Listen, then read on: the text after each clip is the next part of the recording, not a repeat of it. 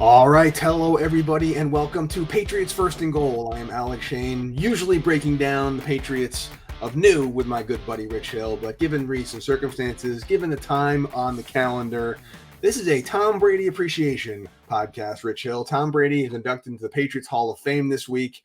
Pretty massive celebration, a little different than ones we've seen in the past. Gillette Stadium was completely sold out. There were like Jay-Z opened, I think. Did you watch any of it, or are you more focused on the Celtics? I prioritize watching the Celtics just because, the highlights will be there from the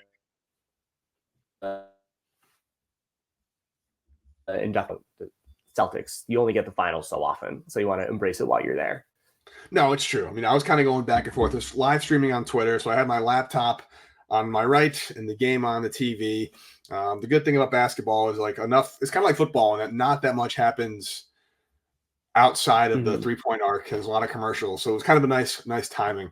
The things I really like to see, though, I mean, it's really cool to see so many Patriots come out. So many teammates came out. I don't know if you watched the Randy Moss segment, how he got a standing ovation, really got emotional over that. Belichick's speech I thought was great about Tom Brady in the sand trap or whatever at the Pro-Am, which I thought was really funny. Brady's speech was awesome.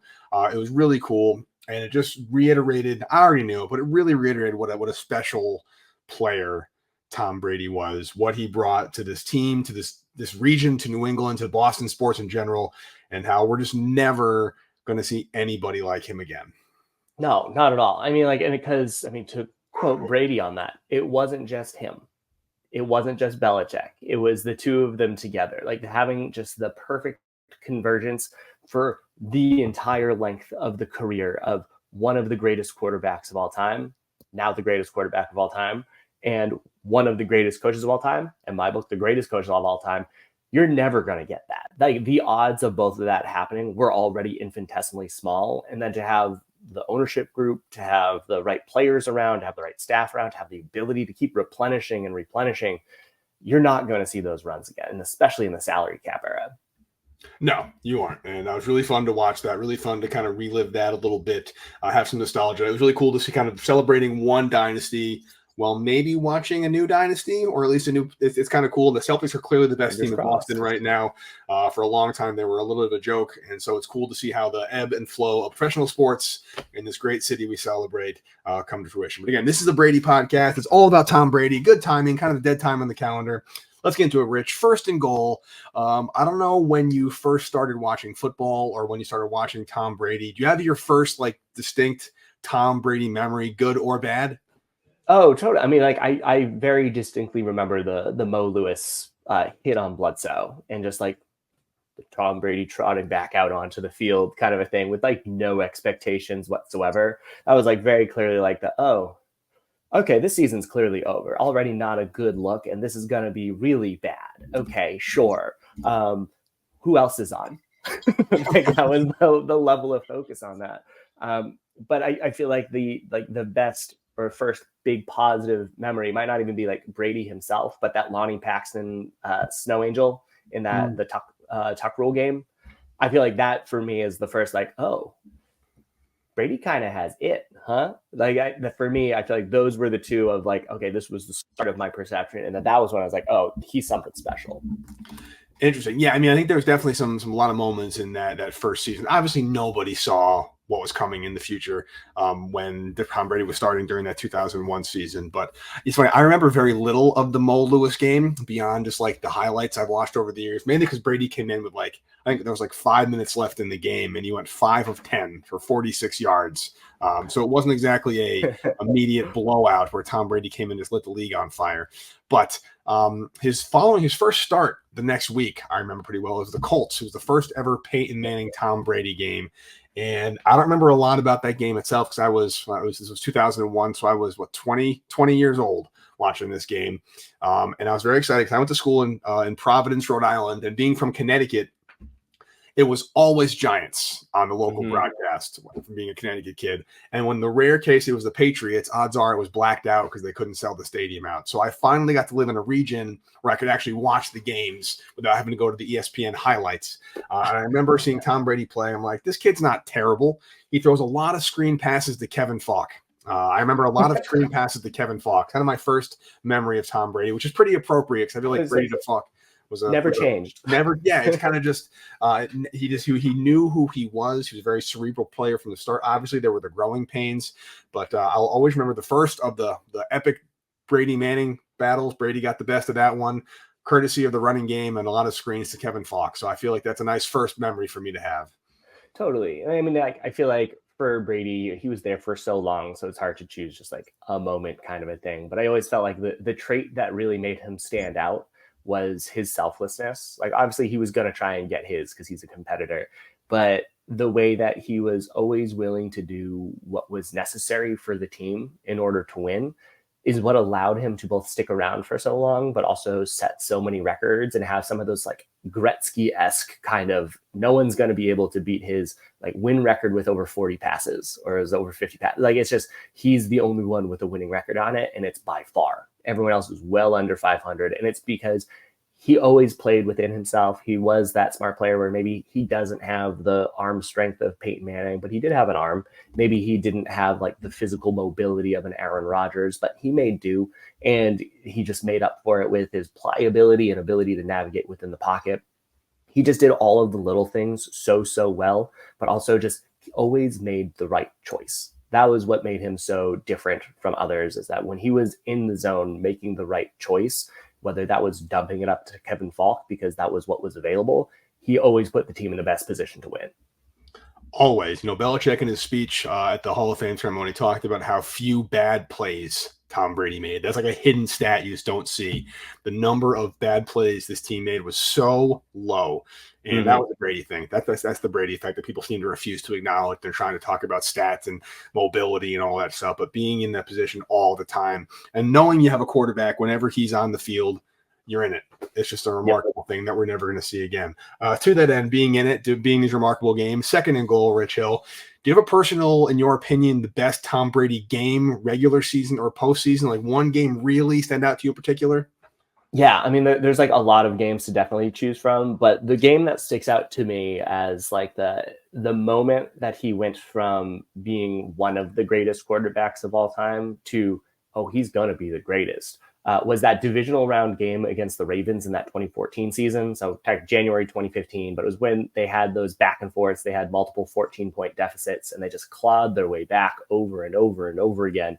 And they had some of those trick plays, the Danny Amendola, Edelman connection, and then just a few others. But specifically that the pass to Brandon LaFell that gave them the lead with like 5 minutes to go. Just a beautiful drop in the bucket. Under pressure, high stakes. This was, again, before they had won their fourth Super Bowl. So this was still with all of the pressure on their backs of, will they ever get over the hump again? And for him to just continue to respond, especially after, we're on to Cincinnati at the beginning of the season. That was truly them going over the top. That was them cresting, I feel like, in my mind, of when Brady also just ascended to a different level. Like 2013, he did as best as he could with like Aaron Dobson and Kenbrell Tompkins, and to his credit, did a great job. But there was a very distinct moment that happened in the 2014 season that lasted for the rest of his career when he became supernatural, where he could control and make anything happen that he wanted to happen, that he could impose his will. And that happened in that 2014 season. And that was just an example of it in the postseason, in the clutch when they needed it most. And obviously they went on to beat Seattle. But that was the moment in my head where I was like, oh, that pass to LaFell will stick in my brain forever as like, that is Tom Brady at his best. I wrote about that in my offseason countdown as the single greatest throw I've ever seen him make. Not only the throw itself, but like that entire drive. I feel like that was like a textbook, like a boxer using the jab and the hook to set up a massive knockout punch. The entire drive, the way he orchestrated it, pushing guys up, forcing the Ravens to cheat close to the line because a lot of the short passes got him where he wanted him, and then hit LaFell on the go route, right in the bucket between two defenders to take the lead that they wouldn't relinquish. Yeah, what a game. It's one of those games where I would call that the most fun I never want to have again watching that game, because it was just like I didn't have a moment of enjoyment until the last. I think it was Deron Harmon picked it off to close it out. Yeah, that wasn't fun for me in the slightest until the game was actually over. But now that I'm on the good side of it, it was something pretty incredible for sure. For me, I'm a little biased because I was actually at this game, but I was at the Kenbrell Tompkins Saints game. Where's the beef show ponies? I was there. I was one of maybe like 10,000 fans left in the stadium after that. The game was over. No timeouts, 1:40 seconds on the clock. He was throwing it to Austin Collie at that point. There really wasn't any chance. And he hit Kenbrell Tompkins in the back of the end zone. And I've never the only time I've experienced a sports moment as electric as that was when I was overseas in England visiting family at a Premier League game, which doesn't really count. That's a whole different beast. But Brady to Tompkins in 2013. In terms of just the reason I didn't leave was, well, primarily I took the train in and the train left at a certain time. So I couldn't go sit there. So let's be honest, first of all, but I wouldn't have left anyway, because like I said earlier in the podcast, when Tom Brady is on your team, you are always in it. If it is a one-score game, you are in it. I know people who don't like Tom Brady talk about how like he wills his defense to make plays, and if Tom Brady wasn't on the sideline talking the cornerback up, he never would have made the interception that sealed the game, which is very narrow-minded because he brings that force multiplier mentality to everybody around him. And yeah, I got Tom Brady. We can make a play for him, and it's going to make sense. If I go all out and I lay my body on the line here, we're going to get the ball into Tom Brady's hands. He's going to make a play. And I think that Saints game really exemplified that, because they came out of nowhere, snatched victory from the jaws of defeat, as they have so many times due to that Tom Brady factor. He's also a good game. He played well the entire game. It's not like it was like this one moment, but Brady plays well a lot, but then he just transcends like humanity when he needs to. And I think that's something you're just born with and you have it. And Brady had it in spades. It was pretty totally. awesome. But and also it's one that he built. He had that aura about him where you had this entire, the second dynasty of all of those players just buying into the myth of Tom Brady. And that was worth something. Like that whole element, like you just gotta believe. It's because Brady did it over and over and over again. He earned that reputation. It wasn't given to him. It wasn't something that he was just handed, and it was something that he earned over and over from that very first Super Bowl, from that tuck rule game where he was able to lead them against the Raiders for that Vinatieri field goal. Like, it happened over and over and over again where he earned that reputation and he didn't relinquish it. There was not a point where he was like, you know what, I'm going to take the foot off of the gas. It was one where, we talk about like favorite games. There could be so many of those. Like was it the first game back after he tore his ACL against the Bills, where they were down 2 scores with like a minute and a half to go. And like, kick return, was Leo McKelvin fumbled it. And I don't know, it was Ben Watson or Ben Jarvis Green. Someone recovered it. And then there was just like, oh, touchdown to Ben Watson. We're going to take the lead and we're going to win. Like, we haven't lost to the Bills in a billion years. Today is not that day. No. And very like to be able to have that sort of aura about yourself is something that I'm curious to know if anyone's ever going to be able to replicate for the Patriots. I think there are certain players that have that around the league. Like if Patrick Mahomes has the ball, no matter the score in the second half, they have a chance to win it. But it's one where it felt very much like, Patrick Mahomes is a magician. Tom Brady is the Terminator. He's just going to march down and get you. And it feels inevitable. And you feel that if you're the opposing team, just that doubt building and building until it breaks. And then it just feels inevitable. And it's not because he's doing any one, like, I can't believe he made that one throw, although he had his fair share of those. It was because, back to what I said at the beginning, he just made the right call every single time when the mistakes were highest. And that is what I'm going to remember him for. Yeah, I mean, there's the Cleveland game where they had to recover the onside kick and then go down and score. I think that was the Josh Josh Boyce, Aaron Dobson era.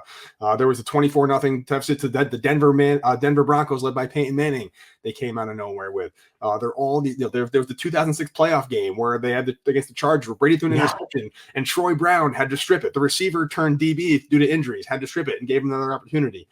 It's just there are just so many chances. You mentioned the Tuck Rule game. Where did that come from? It was the correct call, and I will go to my grave saying it was the correct call on a stupid, ridiculous rule, but they got it right based on the rules as they were written. I mean, he's had a lifetime of like once in a lifetime ridiculous games that just kind of happened to go his way, and you can't say it was all just stupid luck and Brady stumbling into it, because that's just disingenuous. However, Rich Hill, there's probably one game more than any other where that narrative played out on the biggest stage, which we're going to talk about on 3rd and Goal right after this. What's up, guys? It's Alec Shane from Patriots 1st and Goal, and I cannot wait to tell you all about Prize Picks.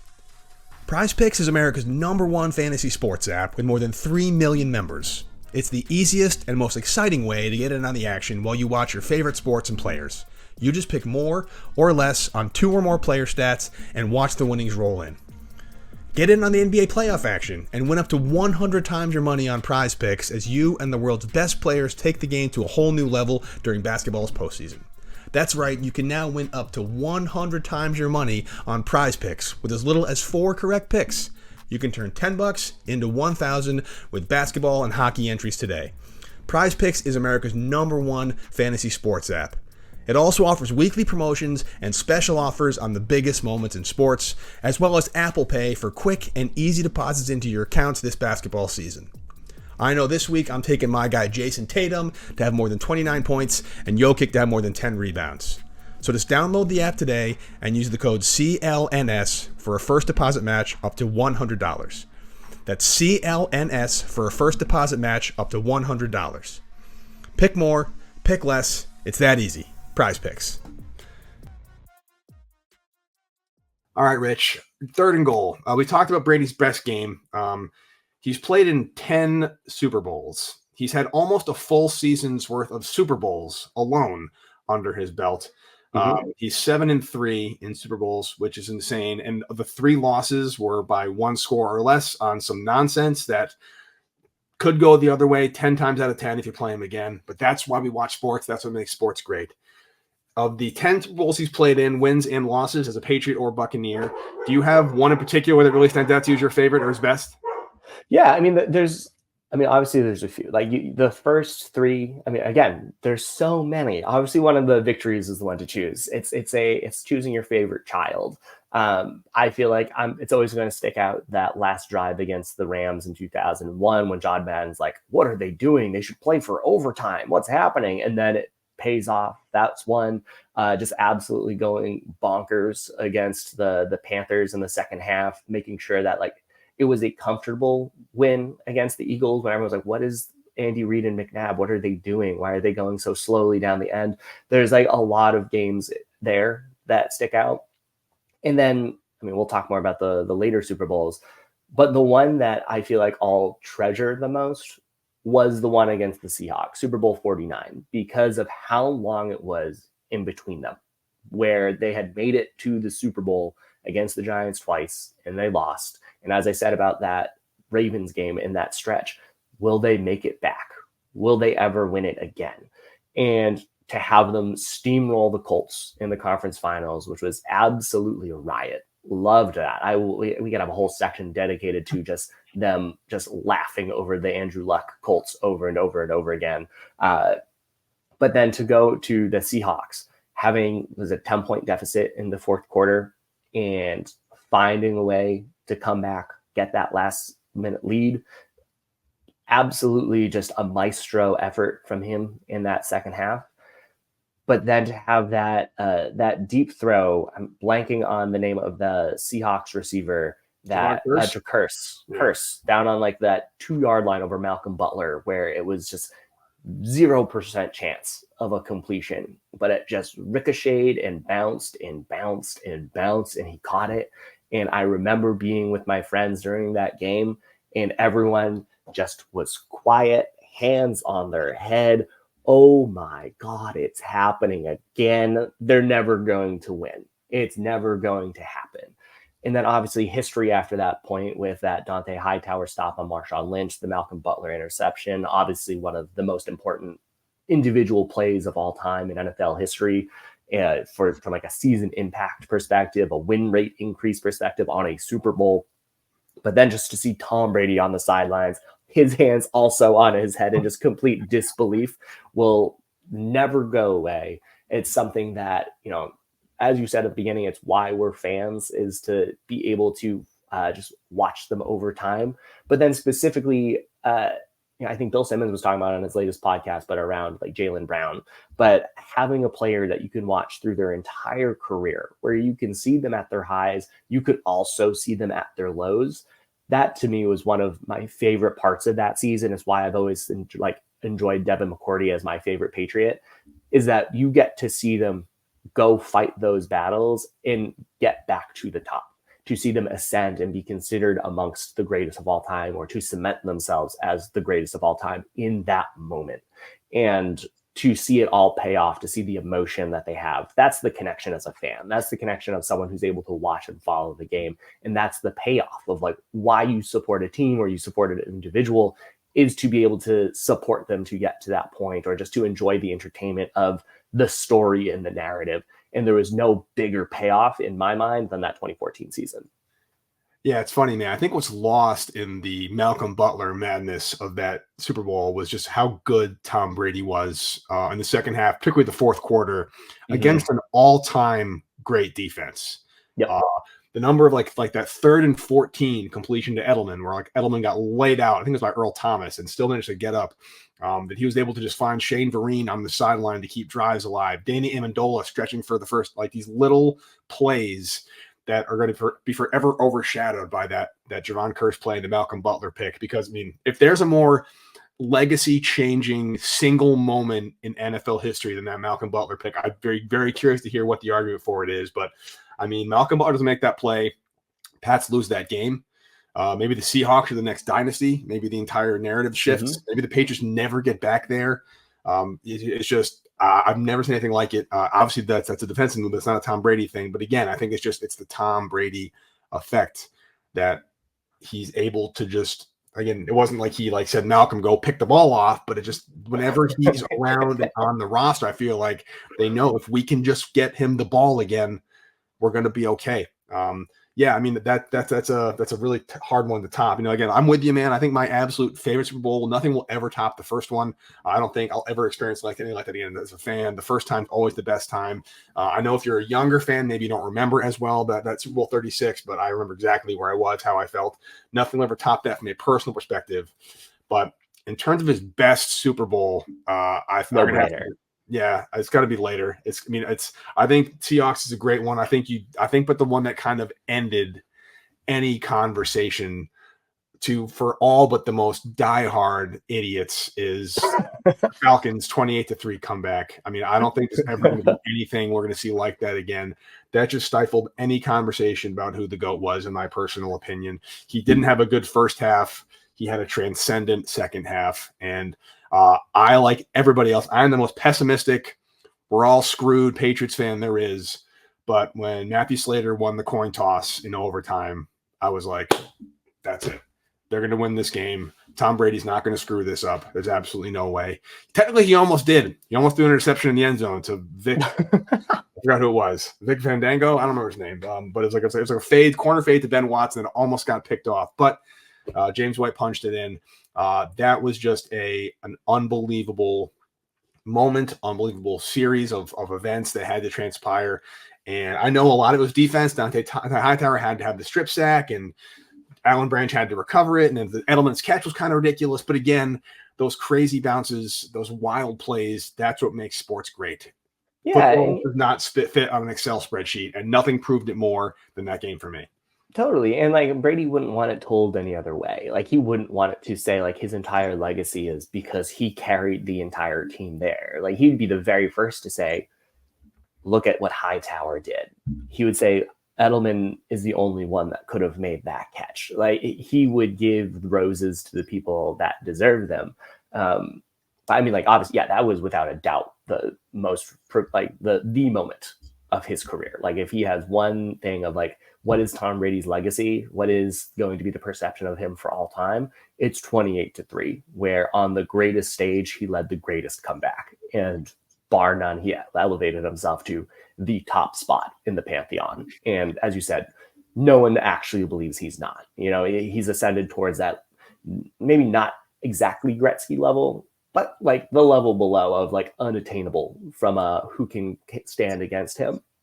And like, I think even just like within the wider context of it all, you know, part of the 2014 postseason was Deflategate, and he was suspended for the start of the 2016 season. And so to have that be the context in which he led the team to the Super Bowl, where he was a very real MVP candidate that year. He was a very viable, you know, Matt Ryan had a great year, obviously deserved it. If Brady played like 2 more games, he might have been MVP if he weren't suspended. And so to have that be how the season capped off after all of Deflategate, for him to be back on the mountaintop, I think, you know, obviously it was, you know, he had a few more really good runs in him. But at that point, he had nothing left to prove when he was playing with house money. Not only that, they made a movie about it, Rich Hill, 80 for Brady. I hope you didn't see it. I watched, like, it was on TV. I watched the very end of it just for the highlights more than anything else. But they're very, I don't know any other quarterback where like their performance in the Super Bowl jarred an entire movie where a bunch of older women who have crushes on him go to watch him play. That's a whole other podcast, different day. Like, there's really no wrong answer. I think the way Brady played in all the Super Bowls, even the ones where he lost, I mean, you couldn't make a case his best one was the Eagles one, the second Absolutely. one, 500 plus yards. He's never been, and every single time, except for that Eagles game, honestly, he left the field with the lead, and they just couldn't quite close it out. And the ones he left it with, it's just amazing. I know some people would rather be undefeated in Super Bowls, but I'd rather be 7-3. Personally, and thank you for Tom Brady. We've experienced 6 in our lifetime. That's 6 more than some fans will ever get. Hopefully we get a couple more before I pass on, but if we don't, I will be okay, because we'll always had the Tom Brady era. Hey everybody, it's Alec Shane here from Patriots First and Goal, and I cannot wait to talk to you about GameTime.co. GameTime is the best place to get tickets easier and faster than ever. The NBA Finals are here, and GameTime's where you want to be to get them. Prices on the GameTime app actually go down the closer it gets to tip-off. Plus, you get all-in pricing, views from your seat, a lowest price guarantee, and killer last-minute deals. GameTime takes all the guesswork out of buying tickets. The Celtics are playing soon, and you can go to the Garden and cheer on Tatum, Brown, and the boys as they look to bring home that coveted ring. Just check out the app, find the event you want, and you're there. I personally love the Customize Your Spot app. I love the option to be able to see exactly where I'm going to sit and how I'm going to get there. I love the zone deals they offer. I can save even more when I choose a section and let GameTime choose the seats within a specific area. You can also do flash deals. They have in-app deals on select seats just ahead of the game or event. And of course, you can get comedy, theater, you name it, GameTime's got it. So for the lowest price guarantee, GameTime ticket coverage, and everything else you want, GameTime's where you want to be. Take the guesswork out of buying NBA Finals tickets with GameTime. Just download the GameTime app, create an account, and use code CLNS for $20 off your first purchase. Terms apply. Again, create an account and redeem the code CLNS for $20 off your first purchase. Download GameTime today. Last minute deals, lowest price, guaranteed. Guess the 4th and goal, Rich Hill. This is a little more personal. It's not to be a skill thing or a talent thing or a blown away thing. Do you have any kind of personal favorite Tom Brady moment, Tom Brady quote, Tom Brady snippet of anything that you've seen? His performance in Ted 2, for example, any kind of Tom Brady moment that's your personal favorite and will cement his legacy for you personally.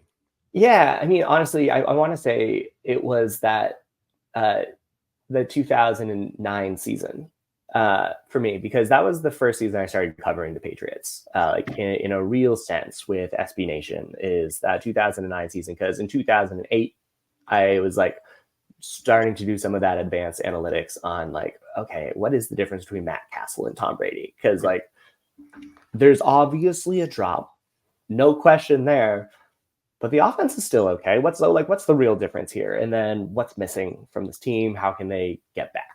And to have that 2009 season be where I first started doing my analysis of the team, of the Patriots. It was like, it's truly a life-changing experience that I've had the fortune to be able to have, is to be able to cover this Patriots team. You know, like I started as like on the side as a hobby covering them, and then it became a full-time job for 5 years. And I wouldn't trade it for anything, but it all started with that season. It started with Tom Brady being like, is he back?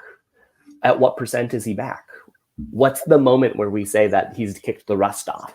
What does he need to get back there? And to have all of that is linked to Brady. Like that was what drew my interest in the first place, to advanced analytics, to sports writing, to like changing how I view my fandom in sports.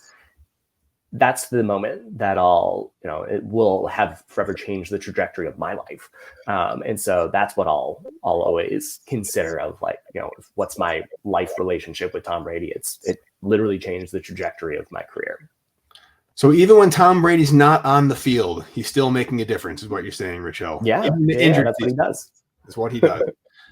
So you started in 2009 at Pat's Pulpit. Okay, I'm 2 years behind you. I started in 2011, the first season I started.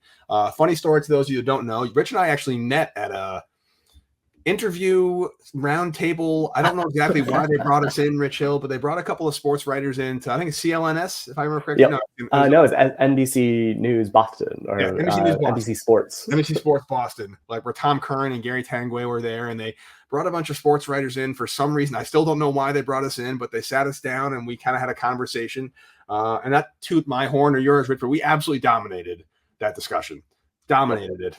And we decided to do a podcast after that because we had a good time with it. And here we are 10, 12 years later, whatever it was. And it's pretty remarkable that Tom Brady is kind of the one that's bringing that to you. That's really cool.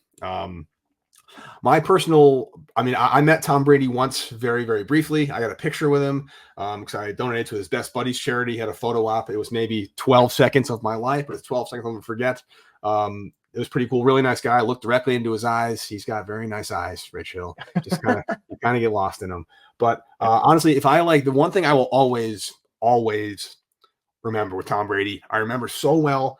I was in my fraternity house, Super Bowl 36. They won. I'm crying. I'm hugging all my friends. I'm like, the first time I come back to reality and pay attention to the TV is Tom Brady pointing at his sisters, putting his hands on his head, and just shaking his head like, what the hell just happened?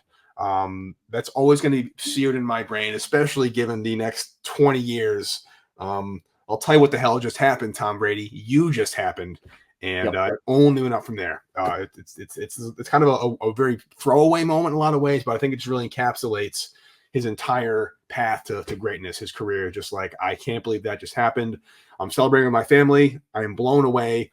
He's kind of been able to take that mentality with him, even as he became the greatest of all time, just knowing, kind of just appreciating where he was and knowing the people around him needed to be there with him to celebrate it fully. Yep, totally. And that's always what it came back to for him. You think of what were the biggest interviews that he gave. The most notable was who's your hero? That kind of a thing. And so he's always been that type of a person. I think a lot of his external facing personality can kind of come across as robotic, but when he was in his moment, when he was in a sense of real authenticity, it showed. And I think it was made those moments extra special.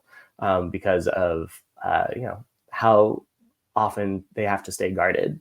My last question for you then, Alec, as an extra point here, as we're wrapping this up, will there ever be another Tom Brady?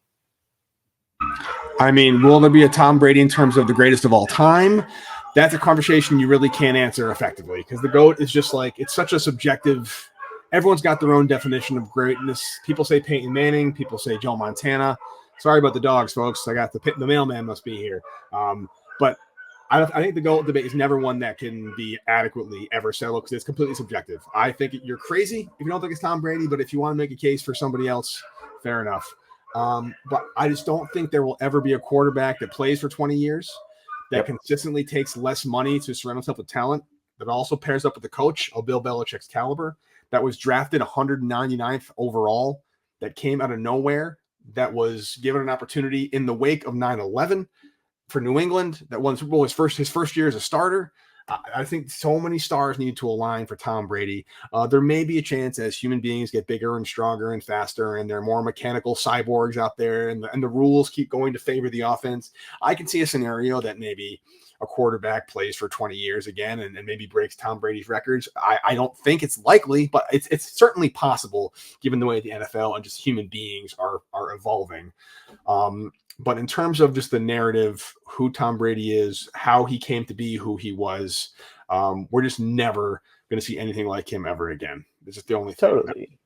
Totally. I mean, like, and it's one where, there won't be another stretch in the way that he was able to have, for the exact reason that we talked about, that you just mentioned there. The overlap with Belichick is crucial. It's one where, like, you can contextually, like, Patrick Mahomes off to a really strong start to his career. Can he do this for another 10 years? Is that even an option? Can he do this for another 15 years? If so, maybe he'll compete for some of the numbers. He's probably been the closest we've seen to anyone else being like, okay, I mean, he's already a top 5 quarterback of all time. Could he keep pushing? He still has to, in my mind, he still has to pass Peyton Manning before we even consider going against Brady on this one. But then, okay, if he wins 6, if he wins 7 Super Bowls, Brady has the head-to-head twice. He has it with that 2018 Patriots team before they went on to win against the Rams, and he had it with the Bucs. There's no way that Mahomes passes him unless he, has just the every single possible record from the record books. They're extending the season, so there will be all those caveats and stars and asterisks. But like, maybe he'll get the yards, maybe he'll get the touchdown passes, but will he get the Super Bowls? I doubt it. And even if he draws equal, the narrative won't allow him to pass Brady unless he vastly surpasses him because of the head-to-head. And so it's one where it's like, yeah, maybe down the road, can someone else win 7 and then just be, unrelated to Tom Brady's career and then therefore also do it? Sure, I can see that. It's never say never on this, but it's extremely unlikely. The deck is stacked completely against it. There will always be a next wonderkind of some time, but we see how short kind of the stars last for some of these bright players. And so I won't hold my breath to see the next Tom Brady at any point in the next 50 years. Especially because I can't imagine, as much as I love Patrick Mahomes, a lot of his talent is his mobility, which is going to go away. Maybe he can move to a pure pocket passer. I think he's got the ability. He's got the arm strength for it. But Patrick Mahomes is a 10th overall pick, I believe. The Chiefs moved up to get him, I believe. So there was already a pedigree there. He wasn't some nobody. He didn't come in on the heels of your franchise quarterback getting taken out. He didn't string together 7 wins in his first career starting season. He didn't win in the blinding snow against a heavily favored MVP team based on some really weird rule that ended up working out. He wasn't the 14-point underdog against the greatest show on turf. He didn't come back from all down 28-3 in an all-time great Super Bowl. He just didn't have these moments that Tom Brady had. It's not Mahomes' fault, and I'm not knocking him for that, but not only was Brady doing what he did them coupled with just like, if you tried to pitch it to Hollywood, it would be too stupid because it's not possible. I don't think, right? It doesn't work that way. But Tom Brady made it work that way. I'm excited for Patrick Mahomes. I'm excited to see what he brings to the table. But the average NFL career, I think, is 4.5 years for a quarterback, 3.3 overall. Brady played 5 times longer than your average quarterback plays. I just don't see anybody else ever doing that. And if they do, it won't be the same story from out of nowhere. Yep. Crazy controversies, great coach, undefeated season goes down, came back 10 years between Super Bowls. It's just a once in a lifetime thing. And what a blessing we had Rich Hill to not only watch it, but cover it for half of those years, which is pretty cool. Yep, absolutely. And so thank you, Tom Brady. Congratulations on being inducted to the Patriots Hall of Fame. Next stop, NFL Hall of Fame, unless you come back at some point. Who knows? It seems like you're not fully out of it. But we'll just look forward to that next induction ceremony. I'm sure it'll just be an even greater fanfare. But Alec, that's all I have. Until next time, you have a good one. You too, buddy. See you.